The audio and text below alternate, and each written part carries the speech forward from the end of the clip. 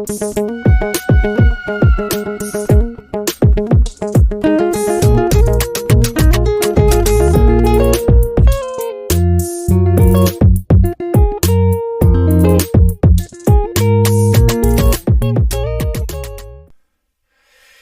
happening, YouTube? Welcome back to the Perfect Balance podcast. If you are brand new here, make sure you hit the subscribe button down below. Give this video a share and a like. It helps us grow the channel.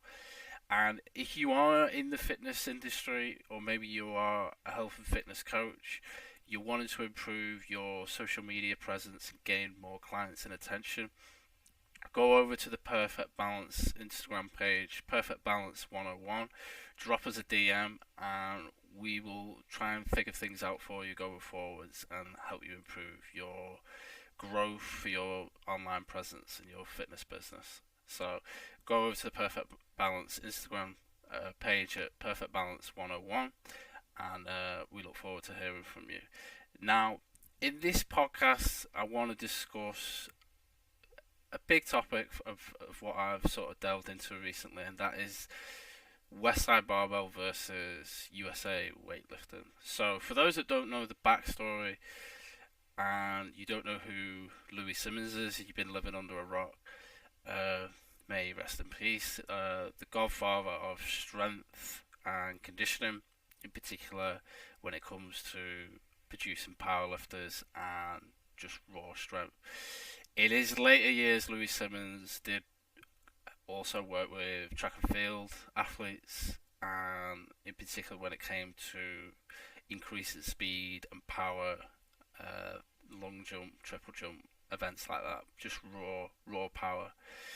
So there is a standout podcast that you guys will have to go and look into once you've listened to this, and that is the podcast with Joe Rogan. So Louis Simmons was on the Joe Rogan podcast, and at this particular time of the podcast, USA weightlifting was not particularly big.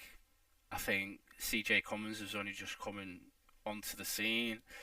I think Wes Kitts, I think his name is, was only just coming through as well as a young up-and-coming athlete. So there was one or two athletes that the younger generation before them could aspire and look up to. But one of Louis' pet hates was that the sport itself for America was not in a very good place versus many generations before that, whether that be the 60s, 70s, 80s, that sort of era. The athletes were doing pretty well in Olympic lifting. So one of the big things I keep seeing is just sort of stigmas behind some of Louis' philosophies and methods. Now, the big one is what I'm going to show you here is obviously to build raw strength in the squat. Louis always had his athletes perform the box squat. So as you can see here, the athletes unwrap the bar, he's sitting his hips back, and then he's pushing from the box through to the standing position. Now, this is just an example video that I've put on. In this video, the box is relatively quite high. So Louis recommends that when you're an athlete, so not just an Olympic lifter or a CrossFitter or you're in the mainstream sport of just lifting weights, he'd recommend that you go for the front squat in the wide stance position. Okay, and what this is going to do is it's going to particularly work and focus on the hip development. So some of the issues that I see from, let's try and get another example. I'll show you mine. Let's show you mine. So here is mine. This is actually a max out. So I'm actually using a lower box. I'm using a 12-inch box. I would go as far as to go to a 10-inch box just to rotate the differences of heights. So another thing that Lou would always talk about in the conjugate method and his philosophy is that after 3 weeks you should be swapping in and out variations and swapping exercises. And going back to the podcast at the time, Louis had stirred up a massive uproar in terms of trying to get American weightlifting coaches to think outside the box instead of just typically going down the classical squats and the classical lifts. Now, time and time again, a lot of the coaches in the US in particular at that time, this is probably about, I want to say 2015, 2016, would just comfy with front squat, back squat, power clean, clean and jerk, power snatch, full snatch. That's it.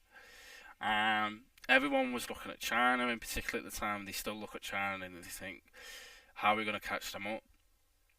What do we need to do differently? We haven't got any athletes. We're not producing any athletes. Now I'm from the UK, and I would sort of say that the UK have produced a couple of Olympic weightlifters in that time span. But again, it's only a small pool. It could always be a bigger pool.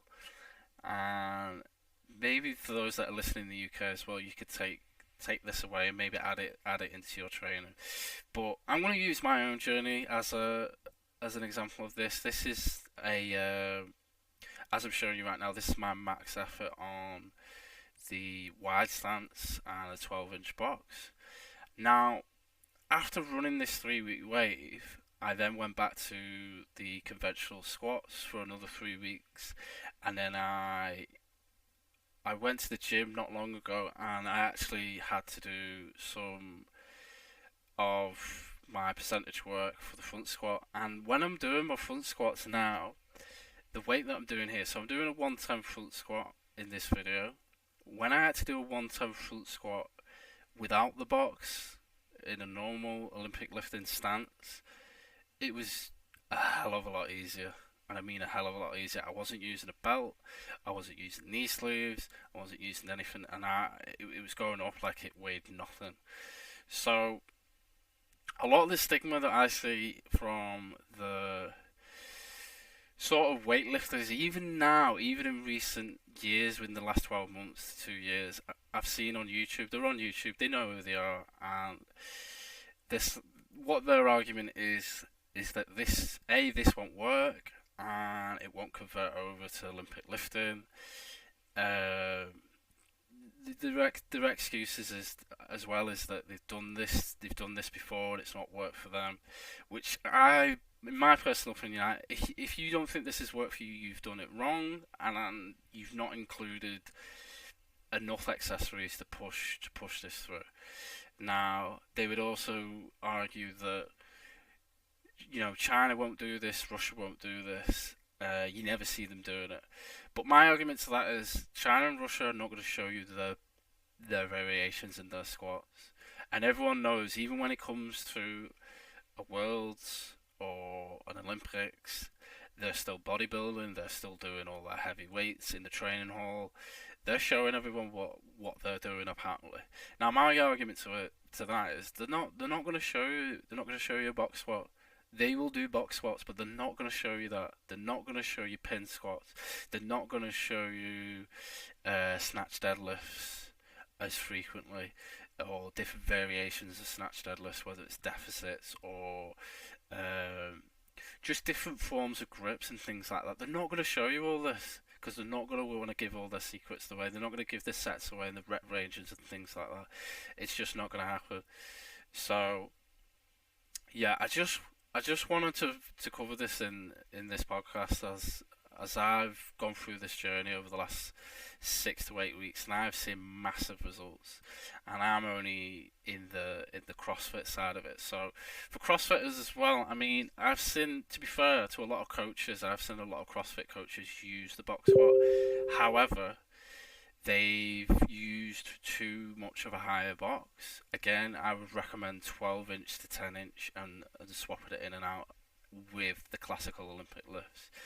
And at the end of the day, it's about sharing the knowledge. It's about not being too egotistical and just dismissing things that Louis was saying straight away. And people are going to say in the comments, well, you're a fan of his, and you're going to back him because X, Y, and Z. But at the end of the day, I've gone through it myself, and I've seen the rewards and the strength from it. So for me, I must have had weaker hips, maybe in this particular movements. Having been an ex-gymnast and done gymnastics for the majority of my life, it's not something that gymnasts develop, just so they don't add too much leg strength in the men's game. But another thing that I noticed was at this particular time when Louis had done the podcast on Joe Rogan, was that there was one coach that stood out that I can see on YouTube, and that was Travis Mash. Now, Travis Mash was actually big into his powerlifting as well. He would run alongside Louis. Now, Travis actually went down to Westside Barbell and trained with Louis, and he took some of his athletes. And I've recently gone to look over at his YouTube page, and I've seen that he's produced some really, really strong athletes. And they're still quite young, still in their early 20s, I think.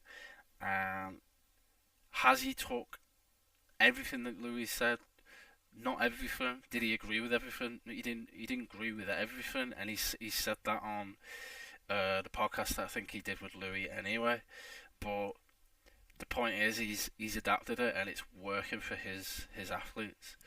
So there's other notions as well, like a lot of these influence weightlifting guys are now on the stance that it's because China produces so much because of the doping system, and there's all these excuses. But at the end of the day, strength is strength, and if you're not training in the right movements, you're not training the right accessories and whatnot, you're not going to get stronger. But yeah, so you've got a testimonial there, you've got a bit of background, and I'd highly recommend you go and delve into the Joe Rogan podcast on Spotify with Louis Simmons, and how Louis sort of called out and really he woke up the weightlifting side of things, and I think the US weightlifting in particular has made improvements since then, and they've kind of come out that comfort box, and they've kind of stood up for themselves and gone, right, okay, let's push forward. But at the same time, I understand that these sports need money as well, and they need funding. But at the end of the day, if you're not going to train outside the box and take risks, you're never going to produce athletes. It's just not going to happen. Trust me, I've seen it in the world of gymnastics, and it's worked for the men's and the women's GB team in gymnastics over here in the UK. So yeah, go and watch that podcast. Go and watch the Travis Mash podcast with Louis Simmons, and how excited Travis was during that time. I think that was around the same time, 2016, 17, something like that. And he still uses bands. He still uses box squats, I think, and he still implements classical lifts and variations, and he's still keeping it specific to weightlifting, and he's producing some strong ass guys. So yeah, go and give that a check. That's got to be the end of this podcast. I hope you've enjoyed it. Please give it a share. Please give the video a like.